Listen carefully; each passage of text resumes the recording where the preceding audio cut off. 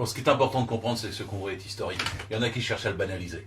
Le Canard enchaîné dit que les deux motions sont pareilles, Politis dit que c'est joué d'avance, toute une série de gens extérieurs disent rien n'a changé, c'est foutu, vous n'y arriverez pas. Mais qu'est-ce que ça veut dire si c'est foutu?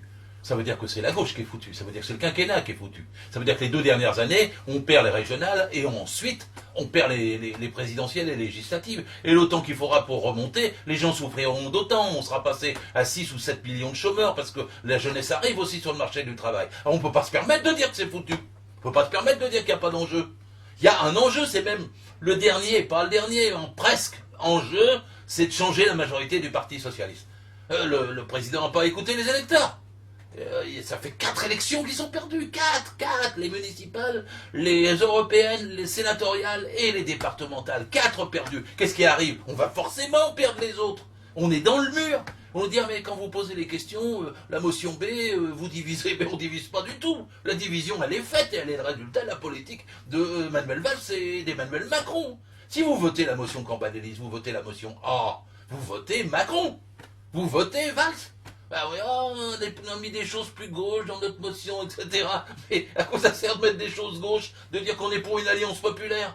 Tout le monde sait que l'alliance populaire, elle se fera pas. Ni avec Valls, ni avec Macron. Pas sur une ligne libérale. Et tout le monde est mécontent à gauche, tout le monde est mécontent dans le pays, parce que c'est une ligne libérale. Alors qu'en mai-juin 2012, on a voté pour que ça change.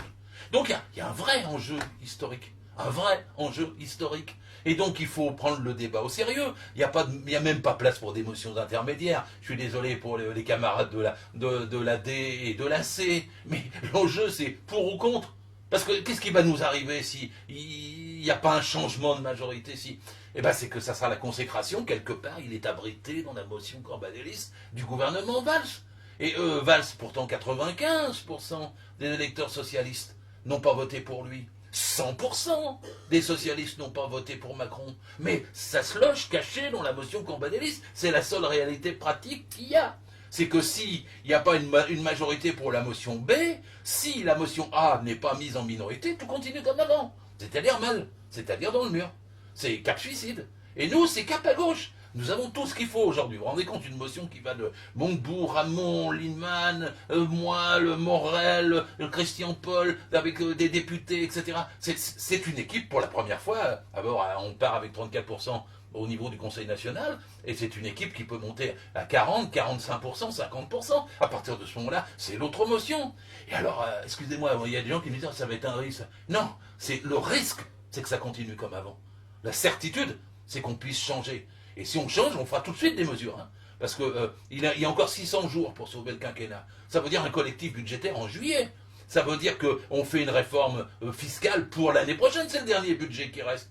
Ça veut dire qu'on fait une réforme bancaire maintenant, une vraie, pas celle comme qui a eu lieu. Ça veut dire que pour dire aux gens, on change, on hausse les salaires tout de suite, parce que les gens ils seront sceptiques, hein, même si c'est la gauche socialiste. Ils diront, oh, ça continue comme avant, on en est à 1 200 000 chômeurs de plus depuis mai-juin 2012. Non, faut pas que ça continue comme avant. Donc on prendra quelques mesures immédiates qui inclineront les choses à gauche. Et je suis sûr que si on incline les choses à gauche, l'électorat de gauche reviendra, parce qu'il n'est pas parti, il s'abstient. La France ne s'est pas droitisée.